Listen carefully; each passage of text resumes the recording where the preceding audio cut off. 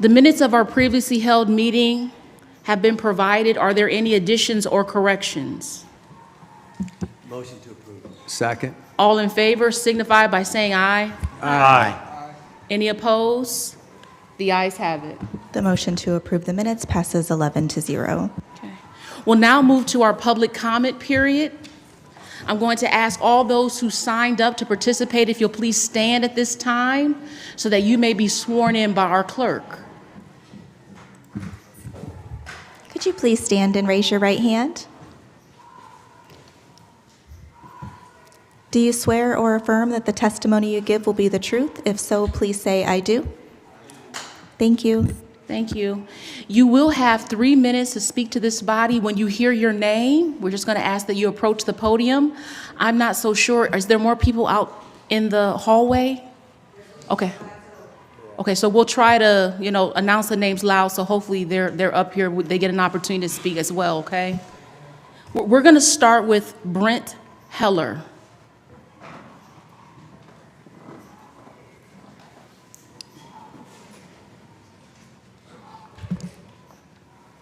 I'd like to yield my time to President Lucy.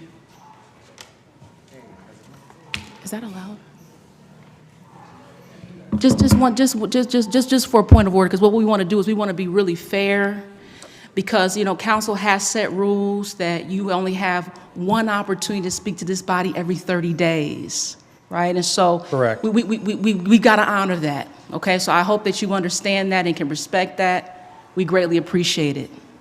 There was people that yielded time in the October 21st meeting to other individuals. Not to someone who had already spoken So during council meetings, okay? So if you could please, I really appreciate it, but we do have rules in place and they do apply to everybody. Okay.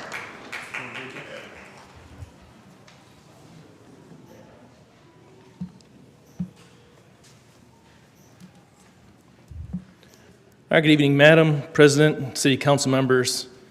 I'm speaking on behalf of the FOP7 and President Lucy. I'm here again to ask for calm and patience from the community while BCI conducts a thorough and independent investigation. This is the process the community asked for years ago, and we have cooperated with it. But I must also ask, what has the city of Akron become that a 15-year-old need to carry a semi-automatic pistol with an extended magazine for protection? Yet some of you on this body and some in the community believe the police are the problem. I have heard some of you talking about police accountability. When is someone going to talk about holding those who terrorize our community or break laws accountable? Our officers would like all individuals that are a danger to themselves or others to peacefully comply with the safety of the officers, the community. However, that is not always the case. This city has seen 32 homicides this year. Over Halloween weekend, we had 5 people shot, 3 of which were murdered, and not so much as a peep from the very same individuals who blame the police for the gun violence. Members of council have recklessly demanded that officers be fired without due process. This is unacceptable and a violation of the CBA. Councilman Garrett, you of all people should understand the importance of due process, as you have been subject of allegations and lawsuits. Luckily, no one was quick to rush to judgment in your case, and you were afforded your due process. Individuals are innocent until proven guilty, and police officers are no different. The Akron Police Department responds to over 150,000 calls for service every year, and officers protect residents and keep them safe every day. But no one talks about that. Second-guessing your police officers is dangerous. It is dangerous for the officers. It is dangerous for the community. Councilman Garrett, you ran on a platform against gun violence. What have you done to make Akron safer? Criticizing the Akron Police Department is bad for public safety. Who have you held accountable? You also mentioned the homicide that took place in Patterson Park. You left out that officers responded to that scene, collected more than 24 shell casings from what you have been calling a modified wartime military-style assault rifle. Again, what has Akron become that these type of incidents have become acceptable? But some believe the police are the problem. Councilwoman Omobian, you have been on council for how long and don't know what is in the FOP contract? You have voted on our contracts and in the past and don't know what you're voting on? Also, your comments last week about firing warning shots are ridiculous and show you know nothing about how dangerous that is. First and foremost, the firing of warning shots in the air puts citizens at risk, as those bullets need to come down somewhere. It is also in violation of our policy and procedures that you know nothing about, but are so Mr. adamant Heller, we I'm don't so follow. sorry. Thank you, but your 3 minutes is up. Thank you. Thank you. David Prentice.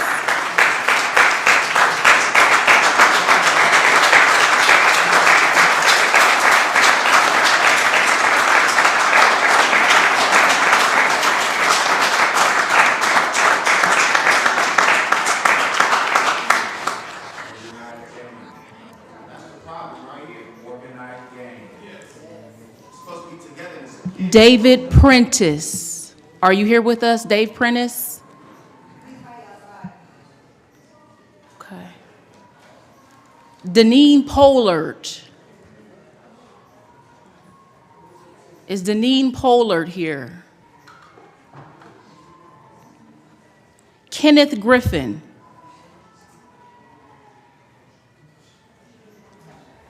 Tamara. Ashley White. Okay, Ashley's here.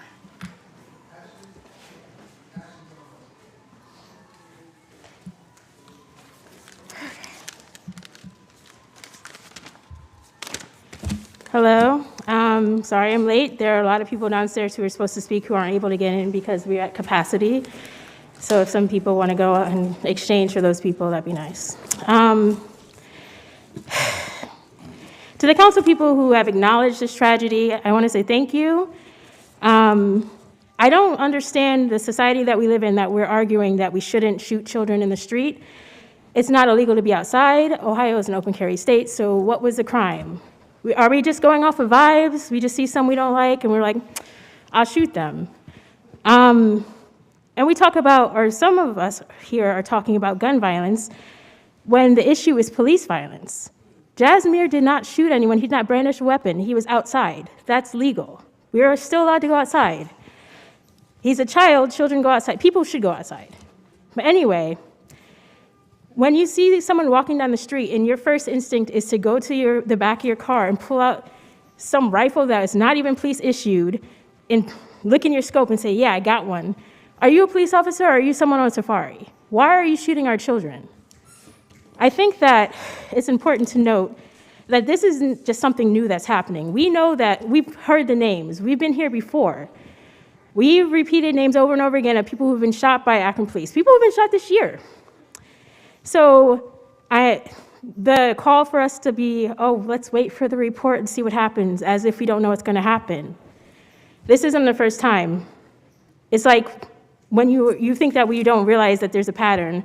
We're like Charlie Brown trying to kick that football over and over again. No, we know what happens. We know what's going to happen.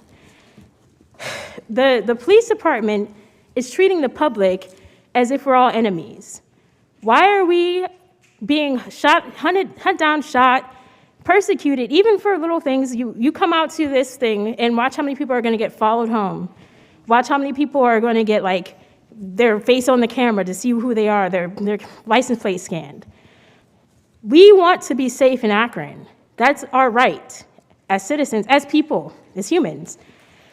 So why are we being treated as enemies for saying, please don't shoot children, please don't shoot anyone who's just walking down the street? That doesn't make sense. I think that the way that we're looking at this case, as if the investigators are going to come in 6 months later and they're going to say something different than we expect, is really absurd.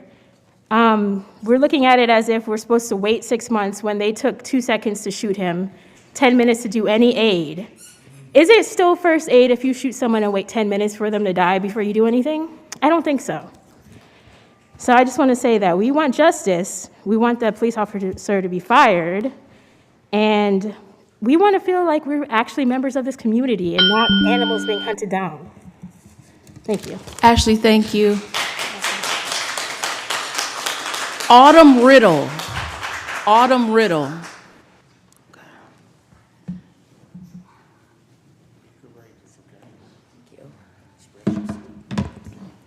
All right, you guys. First, I think it's diabolical that this whole back row is filled by all these officers who aren't even residents of Akron or Summit County. But anywho, my name is Autumn Riddle, and I am a proud Akronite. Today, I'm here with a heavy heart. I never thought I would be in this position, but first, I would like to know why FOP Brian Lucy sent an email out to fellow officers requesting for them to come out and show solidarity for Devin Fields, who killed Jasmine Tucker. Not only just to come and show solidarity, he got personal shirts made. By the sound of the email, he wants to entice a riot. You want us to be peaceful though, right? Talk about adding fuel to the fire. Jasmine Tucker's life mattered. Second, why did it take 17 days for the mayor to even address his mother?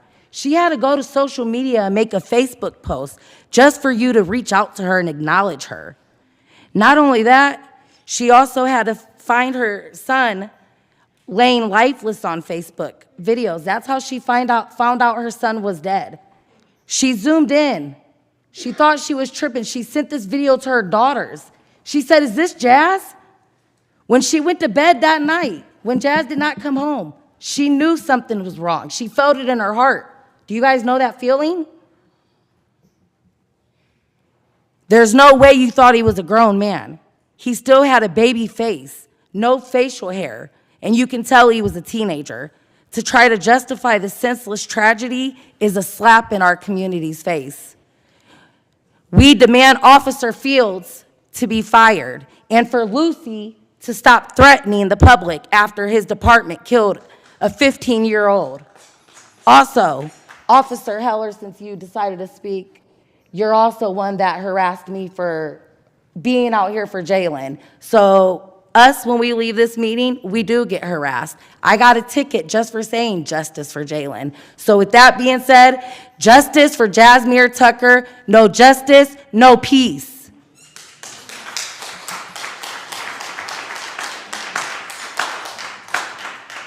Thank you, Autumn. Dr. Roderick Pounds Solomon Sr. That'd be me. Good evening, everybody. Evening. How you all doing? Good. Okay. Good. Let me just say to you, I sort of witnessed something before I arrived tonight.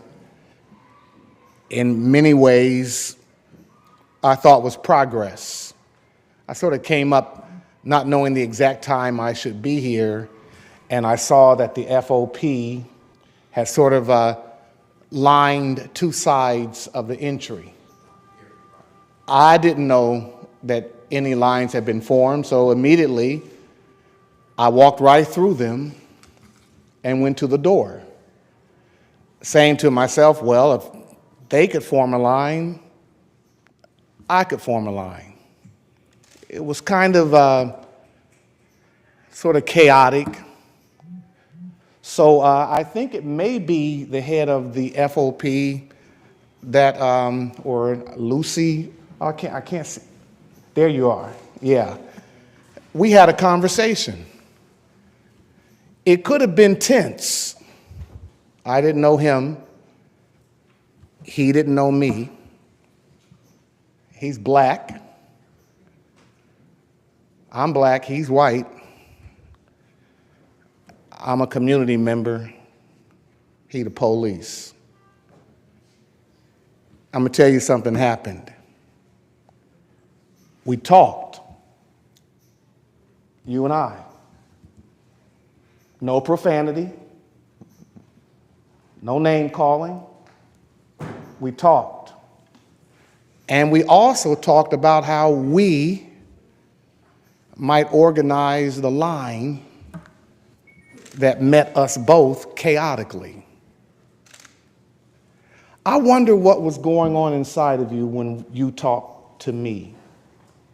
And you might ask yourself, what is going on inside of him talking to me? My point is, that's what we have to do. Talk. And I think that there is training that my sons could use when addressing authorities or confronted by authorities. And there is definitely training that the police could use in terms of sensitivities in talking to Black folk and poor people and members of the community. At some point, you're going to have to sit down, deal with all those feelings and emotions about faces and class and people, just like I have to do. And when we can do that, we can see some progress. I think there needs to be some sensitivity training Thank in you, order to Pastor. de-escalate the violence. Thank you, Pastor. Is Carl Buck here?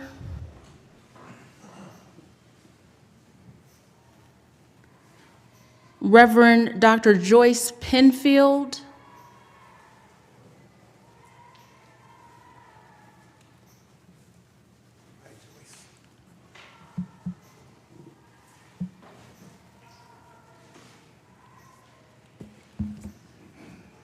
Good evening, everyone. Good evening. I came to address the agenda. So I'm addressing the proposal for bringing in legal counsel to do a study. I relocated here 5 years ago in Akron, and when I came and encountered certain issues in the community I had dealt with, I began to look up and see what had happened. I found Racial Justice, Equity, and Social Justice Study. I found Akron City Council Recommendations Study. I found the Akron Decide Study. There have been studies and studies and studies done. If there were political will, then we wouldn't be here. If there were political will to follow any one of these small, coming from City Council, these came from City Council who spent hours and times.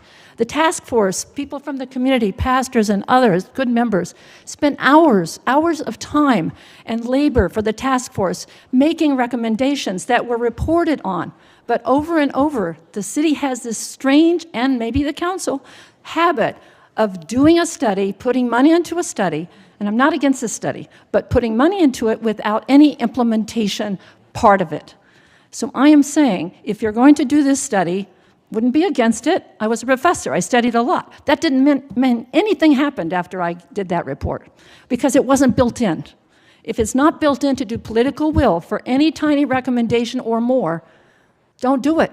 Don't waste the time. Don't fool people because it's not changing. We wouldn't keep having police violence and city violence if any one of even the ones that some of you were participating in good faith, created, because there wasn't political will and passion to do it. So we don't need to keep seeing more of our children shot to death. We don't need to see more police abuse. We don't need to see that. We need political will to move the needle, to make some changes. Start with the reports you have. You paid for them. You worked for them. The city did. The members did. Many people here did. Start with those. My question is, if you do this study and they find out, like in one of their former studies that I've read about, that there was no mandated police requirement in de-escalation and how you treat people. Will you implement that there is and it's mandated for everybody in the police force? Because that's the question. You shouldn't approve something if you're not going to follow through on it. Because we're watching and we remember and we have these wonderful studies and they're not being abided by. So I plead with you when you're making this discerning decision. We have Mr. Fennell working very hard. I go to the governance meetings. I go to those meetings a lot. We have very good conversations, a good plan to look at use of force in that particular area. His feet are on the ground, and they will march on the ground. We need to support that. These citizens, he created that task force. We need to keep it going. Thank you very much for listening.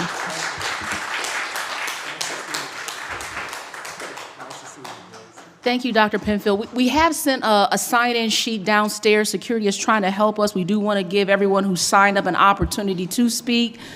I don't know if Dave Prentice has come up. Okay.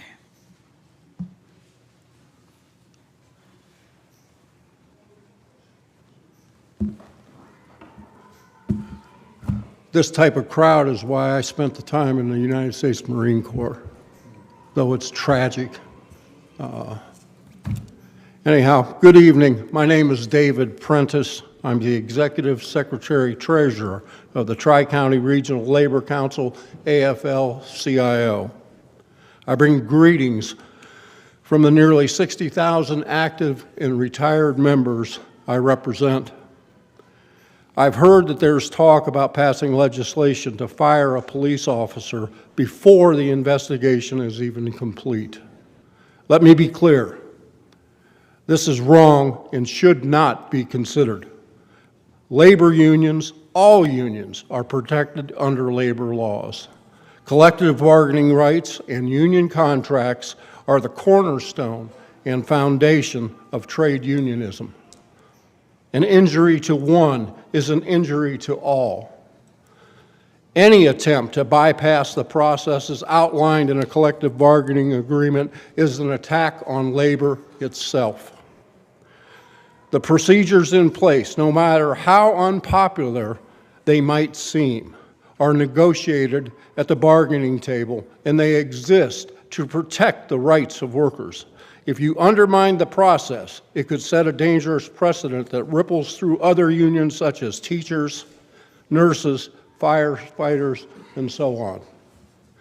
Unions are the backbone of this country and are responsible for building the middle class, especially in the Tri-County area. Men died on the streets of Akron defending these rights right at the corner of Market Street and Goodyear Boulevard. Unions are once again growing, and a national poll shows that 71% of Americans support collective bargaining, and responders said that they would join a union if they could. Every election cycle, we see you seeking our endorsement, claiming your support for unions. I just want you to know that if this issue comes to a vote, organized labor will be watching closely to see where you stand. Do not vote for an attack on unions. If you do, we will remember. Thank you. Thank you, Dave Prentice. Deneen Pollard. Deneen Pollard.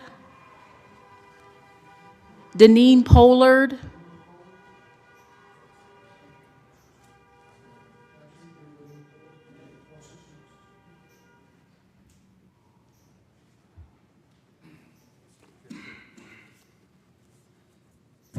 How y'all doing? Good. So I'm here to speak about some rights. And please give us your name for the record. My name is Deneen Pollard. Thank you. I'm here to speak briefly on some of our rights that have been ruled by the Supreme Court, by the DOJ. State versus Robinson. Supreme Court ruled that a police officer could not arrest a citizen merely for refusing to present his ID. Sapp versus Tallahassee. Rafe versus the City of Philadelphia. Lynch versus the North Carolina Department of Justice. It is not the duty of the U.S. police to protect Americans. It is their duty to protect a corporation and the code breakers of that corporation. And we all know America is a corporation. USC 4218. When you are detained without consent for violating a statute, you have just been kidnapped. The judge sets a bail, the judge has just set a ransom, and whom the prosecutor confirms the charges, they have just committed part of being a conspiracy. And you can't put conspirators in jail. USC 18242, deprivation of rights under color of law. Whoever, under color of law, statute, ordinance, regulation, or custom, willingly subjects any person in any state of deprivation shall be fined under this title or imprisonment not more than 1 year or both. Federal Radio Commission versus GE. These are all Supreme Court rulings. which upholds the Constitution above everything. Federal Radio Commission versus GE. There are no judicial courts in America and haven't been since 1789.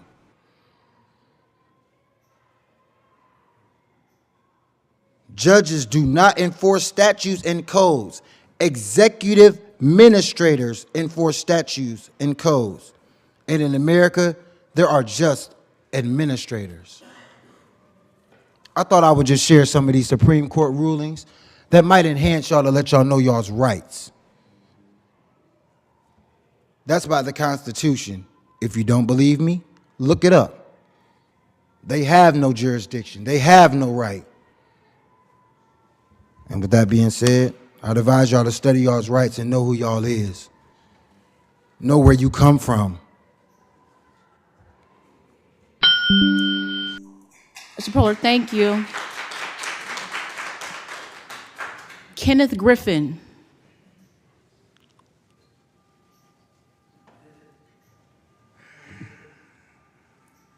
Tamara.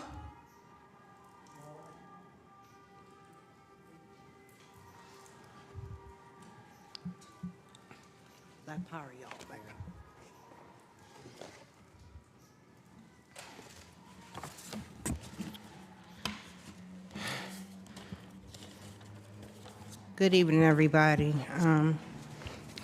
My name is Tamara Cote. Hi, Margo. I'm just going to read what I have to say because I don't like talking in front of people, so.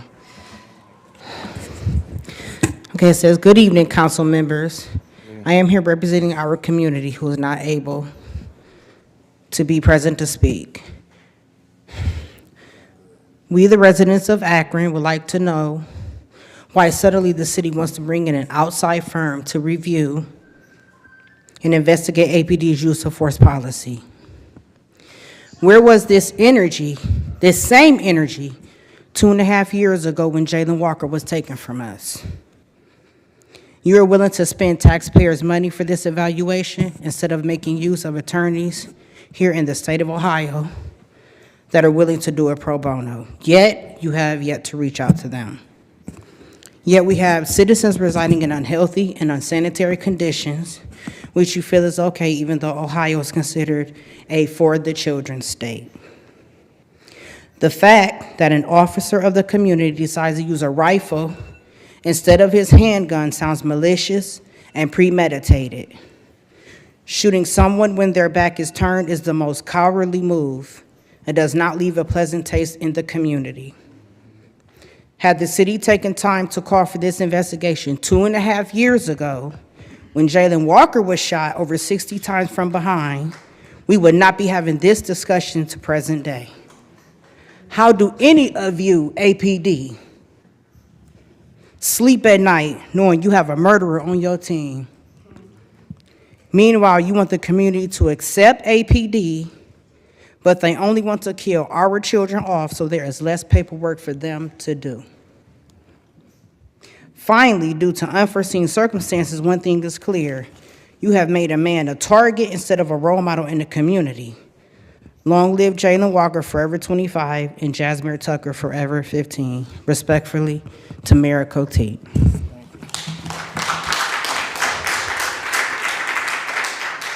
Thank you, Tamara. Carl Buck. Is Carl Buck up? Okay. Thank you. So at this time, we're going to close our public comment period. I do want to thank everyone who came down to share with us. Council, before you is the consent agenda.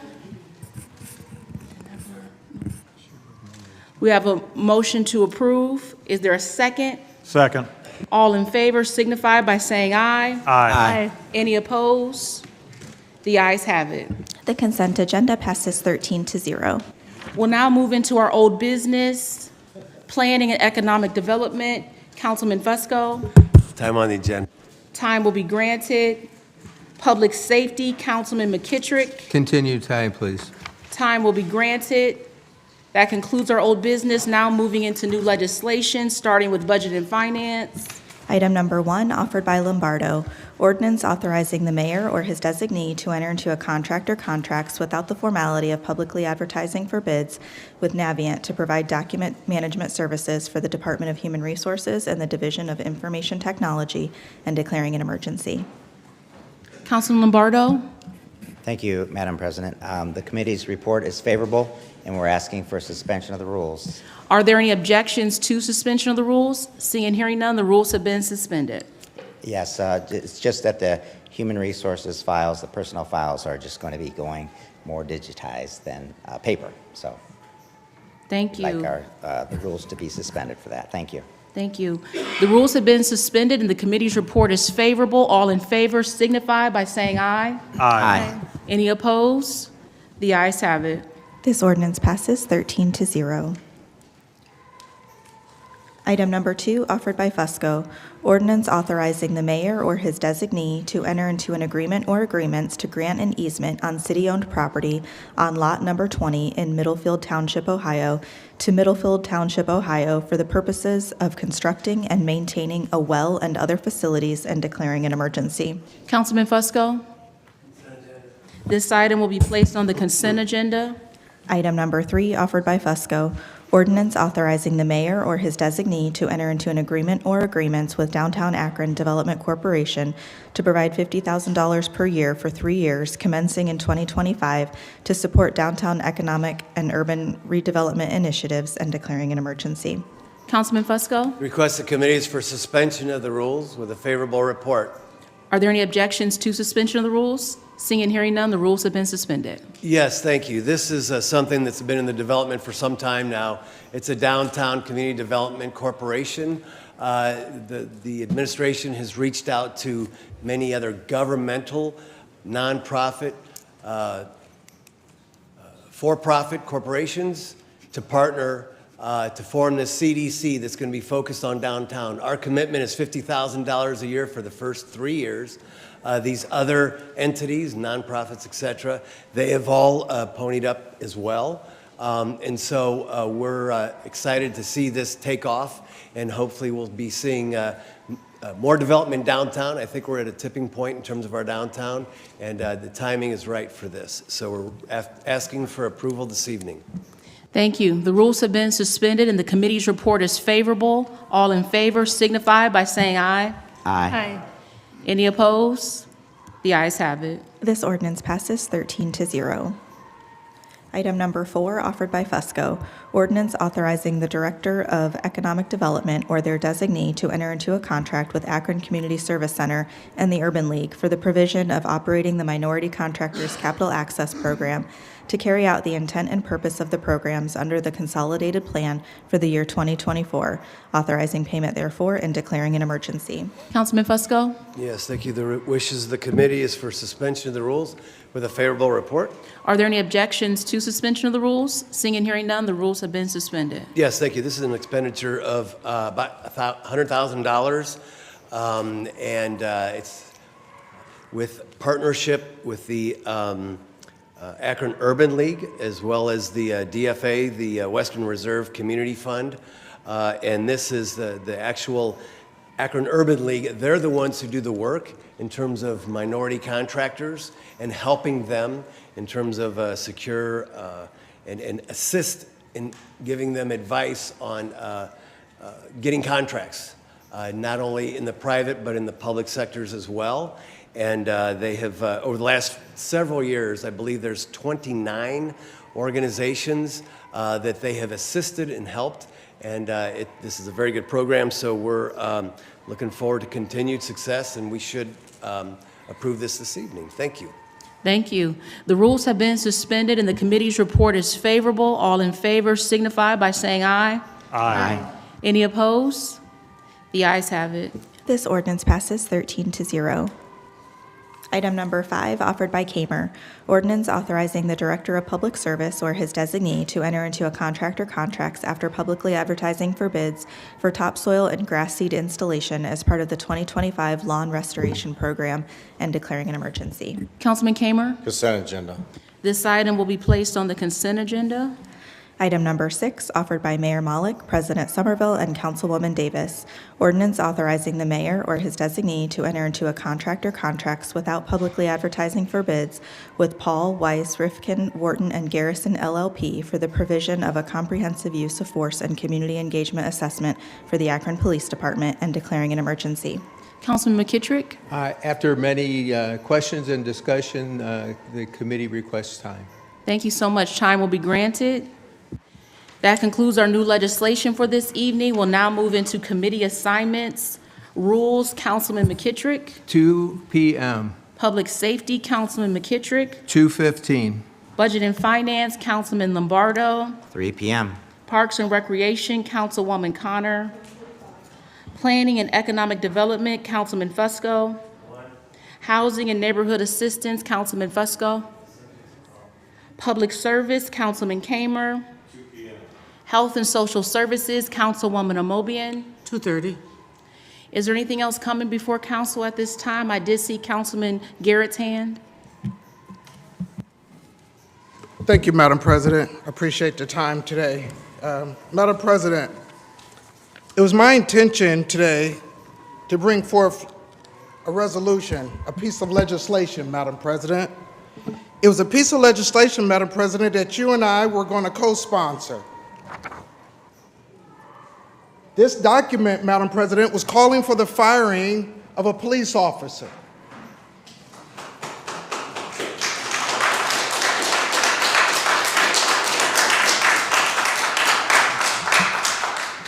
However, Madam President, less than one hour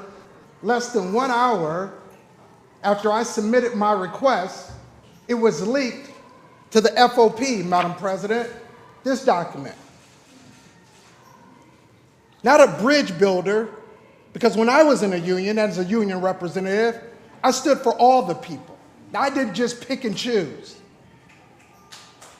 This hateful,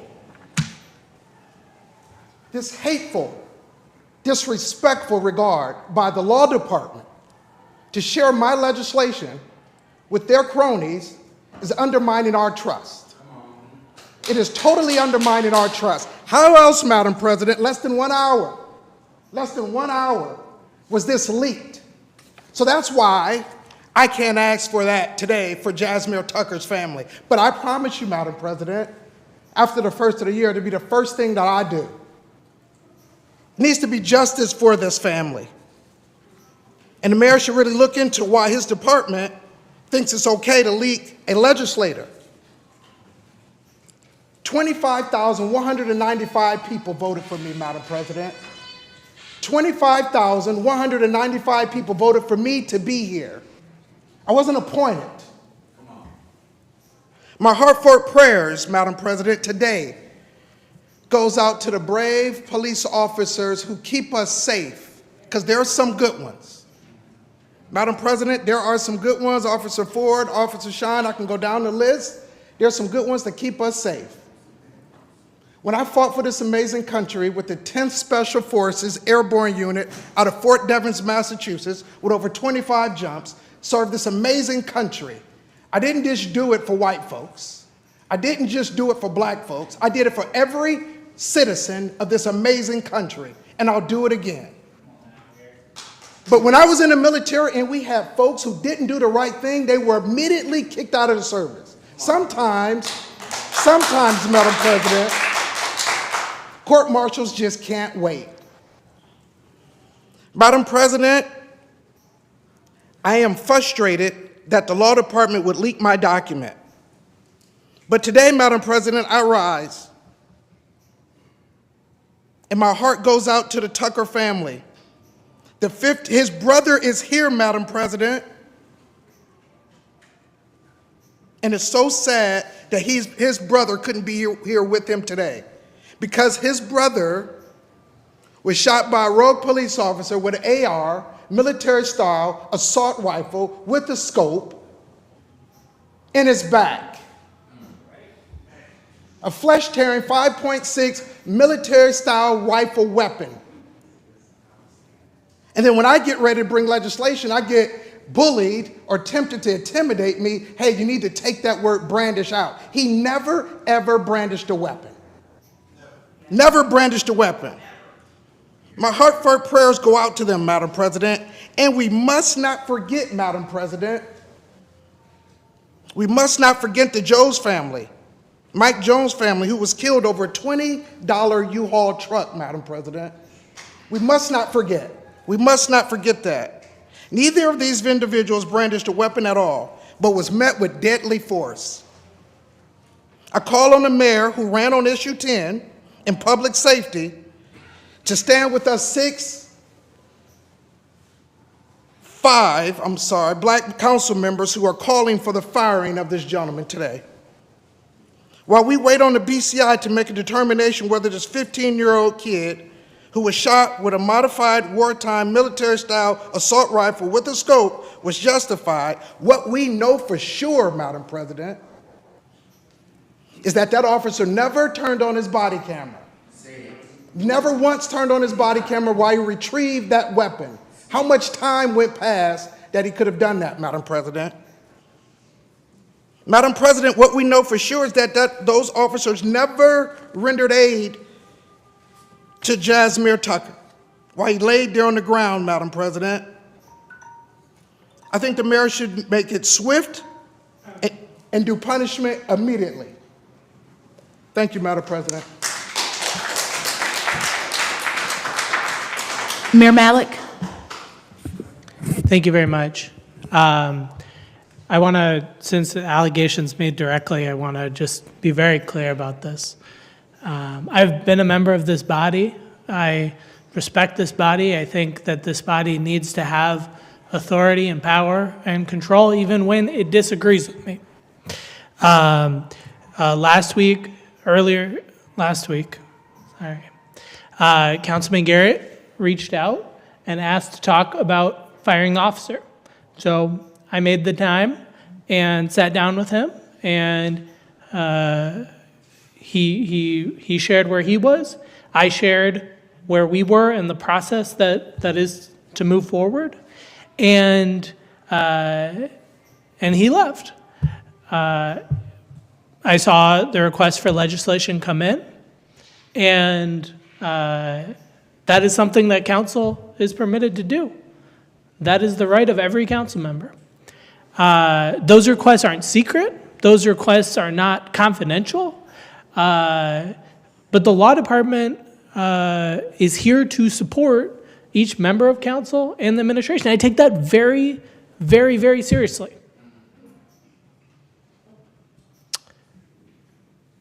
I did not do anything to stop that piece of legislation from coming in.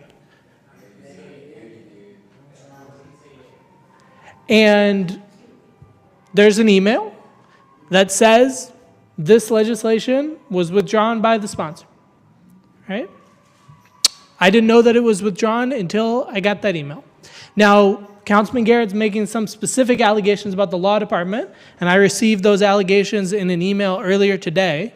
So I need to have a conversation with the law department and find out exactly what happened. But there is nothing that would stop the councilman from bringing in that resolution. But the councilman withdrew it himself, which he did not mention in his comments. These are incredibly serious issues. These are issues of life and death. These are issues that our community has been grappling with for a long time. There are many people in this room who disagree with the way that I am handling them. There are many people in the room who want me to do one thing or want me to do another thing. I'm not afraid of anyone. I'm not. Just gonna ask that you maintain order. Thank you. Thank Sorry, you. Mayor. But what I want to be really clear about is what Pastor Pound said, which is that we do have to move through this together. Because at the end of the day, we all have to live in this community together. We all have to have a community that the city government works for every person in this community. We all have to have a police department where everyone feels the police department works for them too. We all have to have real safety in this community. And we can throw around allegations and throw around those things. But there is an awful lot of work to do. An awful lot. And I'm not shirking my part of the responsibility for it. I want people to hold me accountable to it. We have been trying. We have been trying to implement those studies, and we will continue to. I challenge this council to move forward with this use of force study asked for by the auditor and by the oversight board, asked for by our chief and by me, asked for, frankly, by many people in our community. Before the end of this year, you can have a special meeting next week and we can talk about it. And if you don't support it, that's fine. Vote on it and say that you don't support it. I'm not asking people to agree with how I handle every piece of this. But we as a community have to do this together. It is way too serious to be divisive. Thank you, Mayor. Councilman Garrett. Councilman Garrett. Madam President, I just can't let that go. Madam President, we talk about transparency. We're asked to spend taxpayers' money, nearly $700,000 for an outside firm, Paul Wise. Where did he attend school, Madam President? He attended school at Harvard University. Where did our mayor attend school, Madam President? Harvard University. We can't find nowhere else. We can't find anybody else to do that. There are people, Madam President, with homeless insecurities. There's food bank lines wrapped around the corner, Madam President. There are people who can't afford housing. There's people who need help with their water bills. There's seniors who need help taking care of their household needs.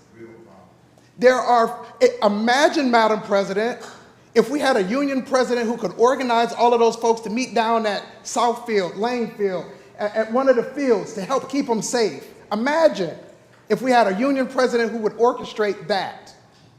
But instead, we had the law department share my documents and cite the riot. Listen at it outside. Because they shared my documents is why I pulled my legislation. Because they shared it.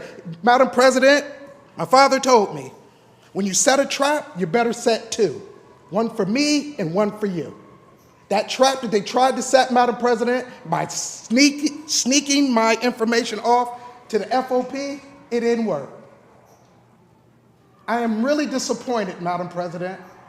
I'm really disappointed on what took place. I had the opportunity to attend Jesmir's funeral, Madam President. It was one of the saddest moments of my life. He should be home today, Madam President, with his family. Madam President, I'm going to do more than just talk. My plans is to host a couple informative meetings. Equality is best achieved through education. E.D. Du Bois said that. January the 9th, Madam President, at Ed Davis, I'll be hosting a town hall forum where I'm educating individuals. I'll also be hosting another town hall forum January the 22nd at East Akron Neighborhood Development Center, a community forum, giving folks the opportunity to talk about ways to move forward. And folks need to know that that $700,000 request should not go through. We could have the Department of Justice come in, because when they make a determination, that bites. We don't need any more documents written up to put on the shelf for paperweight. Invest that money in our community, Madam President. That's where that needs to be. That's where that investment needs to be. Harvard University, they got a lot of money. That attorney, that firm, they have tons of money. Why don't they do it? I think a gentleman during a committee meeting asked for them to do it pro bono. The law department got a lot of time to submit my documents. They could work on it. I'm just disappointed in our law department, Madam President. I am frustrated. They could have easily called me. They could have reached out. Instead, Madam President, I have six requests that I've emailed. But what they think is you're just going to quietly be quiet. I'm just going to ignore him. Frederick Douglass says, find out where any group of people will quietly submit to, and you found the exact measure of injustice and wrong you can oppose on them. I'm not going to be quiet, Madam President. that officer should be in jail. Our mayor has the power to do it. He refuses to do it. Justice for Jasmine.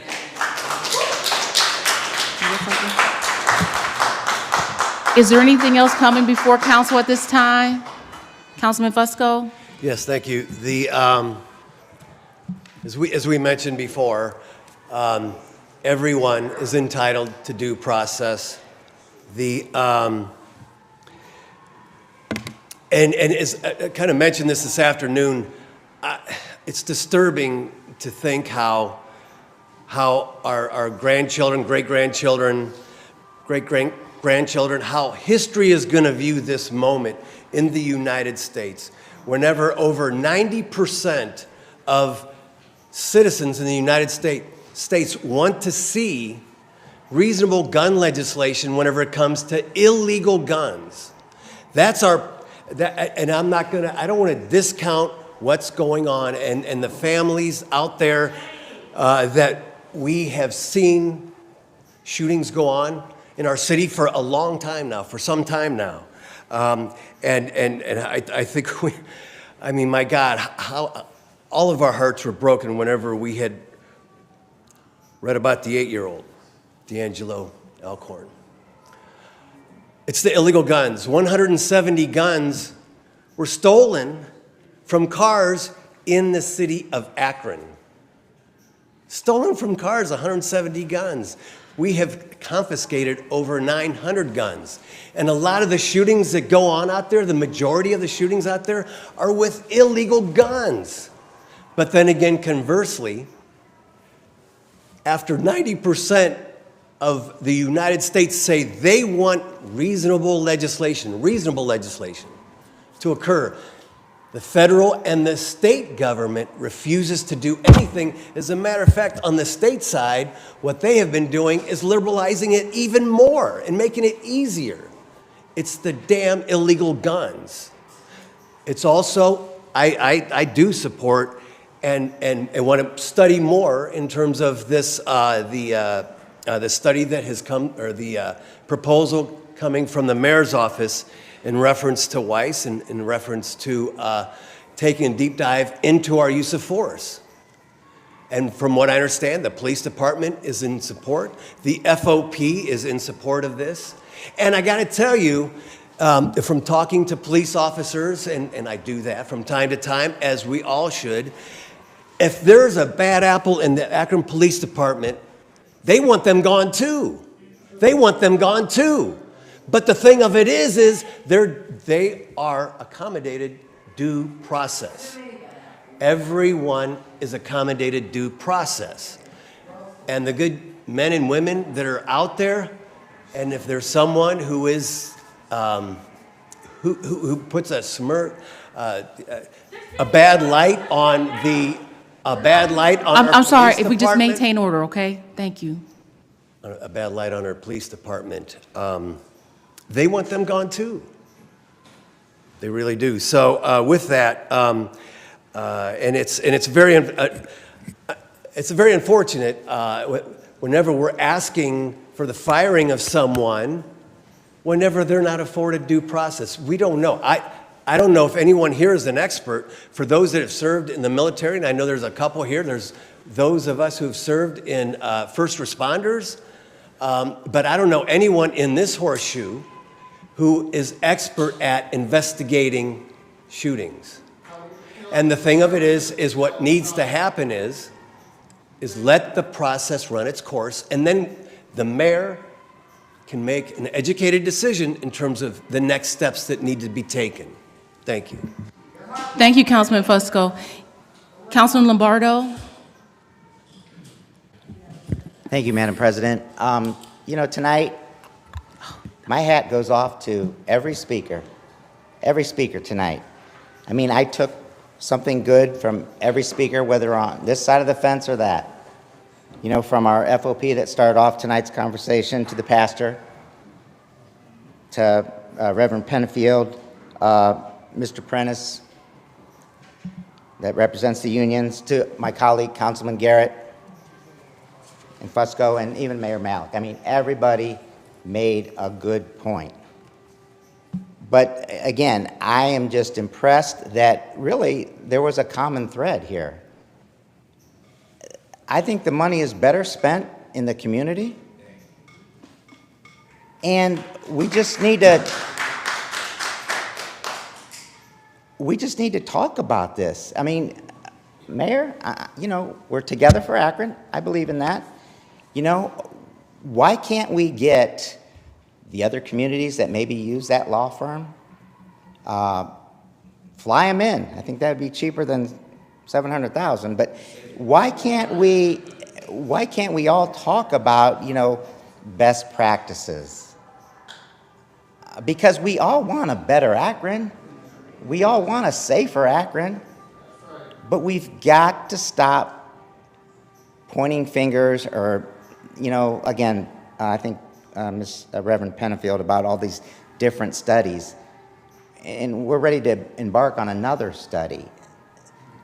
Let's take our time with this and talk about it in the community to see, you know, what we can do better, what has worked in other cities with this law firm, you know, again, just work together, because back to, you know, due process, let's let that play out.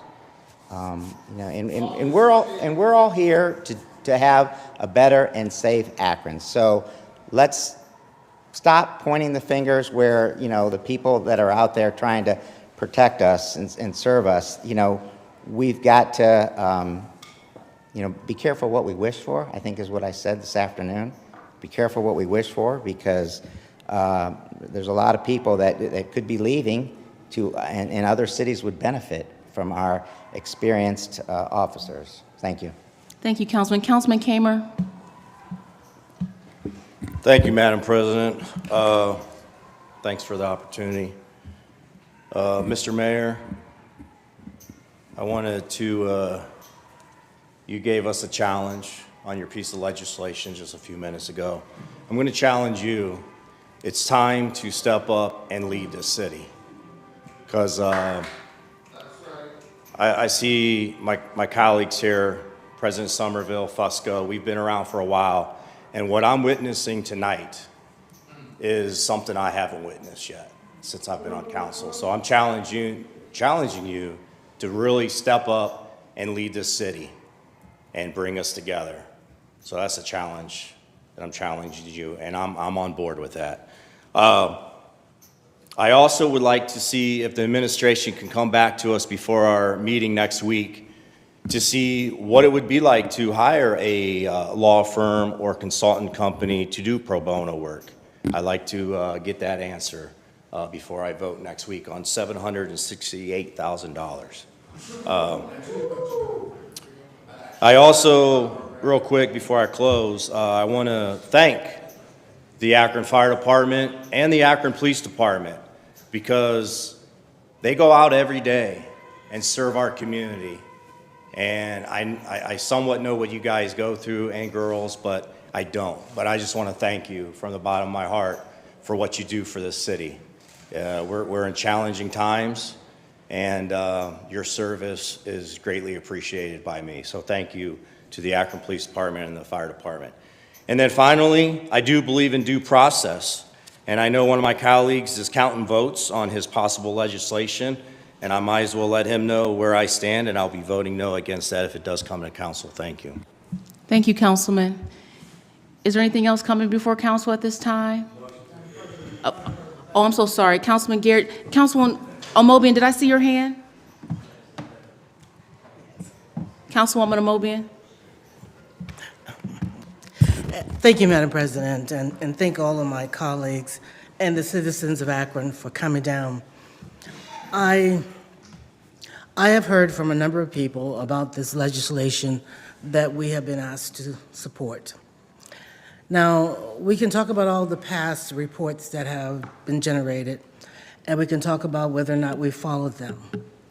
Now, before I leave council, I hope and pray that this will be the last assessment we will do. Now, for whatever it is worth, I don't see this piece of legislation as a panacea. It is one of many things we need to do. It is going to be an assessment of our use of force policy, of all of our policies, what we are doing, what we have not done. It's going to talk to everybody that's impacted by this, all the citizens that want to come out and hear from these people. I don't think we can put a price tag on a human life. I really don't. And it's time for us to do something. And I have said, and I will say repeatedly, that the men and women in blue, I do not believe that anybody gets out of their bed to kill an African American or anybody. But we have too many African American children and men being killed in this city, and it is wrong, and we need to do something. And I've said repeatedly that there is something about the interaction of a police officer and a black young man. And please, what I really am, it's a fear factor, and I don't know where it comes from. I'm married to a black man, and every day he leaves home, I want him to come back the way he left. So we need to do something in this city, and we need to do something meaningful. Now, I will spend whatever it takes to get something meaningful and helpful for us to do in this city. And this is what I've heard from these presenters today. I've heard from the chief of staff, I've heard from the mayor. They've talked about this piece of legislation. And again, nobody's saying that this is going to be the end-all, be-all. This is a piece of the work we need to do, and we need to do it now. We have got to stop some of this. This killing is just unnecessary, and it's troubling. And I don't believe an officer that has killed somebody in the line of duty goes home without a heavy heart. It has to be heavy on him or her and everybody that's faced with this. And my heart goes out to the Tucker family. My heart really does. I mean, 15-year-old child with his hands up. You know, I can't tell you how painful that is for all of us. We have to do something in this city, and this is what the mayor and his staff are recommending at this time. We just can't go at this haphazardly. You know, bring somebody in who's going to do this or that. Let's stick to this plan and do something with this and not put it on the shelf. They're coming back, they promise, to bring some practical recommendations to us that the mayor is going to hold, and the chief of police are going to hold the police officer accountable. We will all participate in it. So not only will we hold them accountable, we're going to hold ourselves accountable as well. So this has to be done. I'm going to support it because whatever we need to do to get some strong procedures in place. Now, I love what our internal auditor is doing, Mr. Anthony Fennell. I think he's fantastic. He's on board as well. So, folks, we got to do something, and it has to be more than what we've done. Now, I do recognize, you know, that this officer, like other officers who killed somebody, you know, we have a lot of concerns about what's going on. But the citizens asked for a BCI report. They want an independent view of what happened before this administration can do anything to the person. That is what we're waiting on, folks. It's the citizens that asked for that independent look at this incident, and that is what's happening now. So please, we have to do something in this city, and there's no price tag that would trouble me for getting something done that would protect a life. Thank you. Thank you. Is there any other council member that has something to say that hasn't had an opportunity to speak? Just a couple statements. And my heart is really heavy at this moment for a couple of reasons. One, because I see the Tucker family out in the audience, and I want to extend my heartfelt condolences to what you guys are going through. I'm also torn because of the fact when I look out in the chambers and I see how divided we are as a city and as a community. Because the reality of it is that we are all Akron and we have more in common than we have different. I made comments on last week thanking our officers who get up every morning and put on that uniform, because I couldn't do it. And we have so many officers who protect and serve this city with true excellence. And we are proud of those officers, and I want to thank you. I said it again, and I'm going to say it again on tonight. When we have officers who do not do the right thing, those officers do need to be held accountable. We're talking about spending a lot of money. And just like Councilwoman Amobian said, it is an investment, but I think it's an investment that needs to be made. But I will say this, and the mayor knows how I feel about it. We're making a large investment. We can look at all the policies, we can create all the best practices, but if we are not holding officers accountable, it does not matter. And we all need to be held accountable. It's not just officers.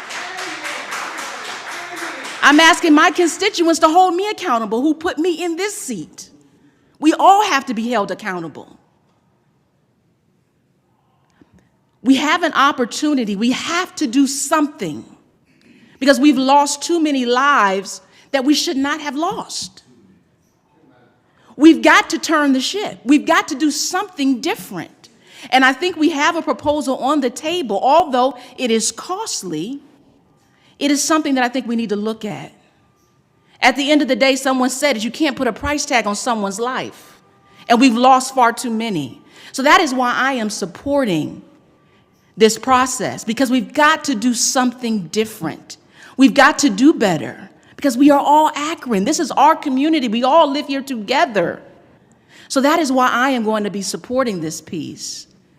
But again, Mayor, I must say to you, accountability is what is needed moving forward. Thank you. Councilman, do you have one last thing, just briefly, if you can? Thank you, Madam President. Accountability is so important. We talk a lot about guns, and we act like they just magically appear here. There's a study that was done by CBS News. Police illegally sell guns. A nationwide review of a government orders of court over the last 20 years, over 50 cases where police officers have legally sold guns online and in their vehicles. Nearly 26,000 guns were traced back through a government agency or law enforcement between 2017 and 2021. By 2023, there were more than 1,200 machine guns illegally sold. Madam President, they don't just appear here. They don't just appear here, Madam President. And I want to make sure that we're transparent when we talk about how guns are just illegally here. We just got to be transparent when we talk about it. If we want to actually bring about real accountability, we need to look at all facets of it, Madam President. And I just wanted to share that. Thank you, Madam President. Councilman Fusco? Yes, I respectfully request that we see this so-called study, whereas our police are, I mean, the insinuation here is, let's just call it what it is. The insinuation here is that our police are doing this. I find that a bold, it just makes no sense whatsoever. As we all recognize, the majority of our police, all of our police department, they're out there. They are out there all the time, spending time in the community, spending time with kids, in terms of going to playgrounds and spending time. And the thing of it is to stand up and say, this is insightful. This is, come on. The thing of it is that I do ask, though, that we just keep in mind that we should try to be respectful of one another. We should try to not threaten one another. We should, as Pastor had mentioned, we need to talk. And we need to talk even though we have differing ideas, even though we may see differently on a slew of things. The thing of it is, at the end of the day, just like you had mentioned, President Somerville, we're all Akronites. We're all Akronites. Let's work together. Let's find that path that we can all agree on to make our city safer. Thanks. Motion to adjourn. We have a motion on the floor. No objections. Meeting adjourned. This concludes the live broadcast of Akron City Council. Margot Somerville, President of Council, presiding.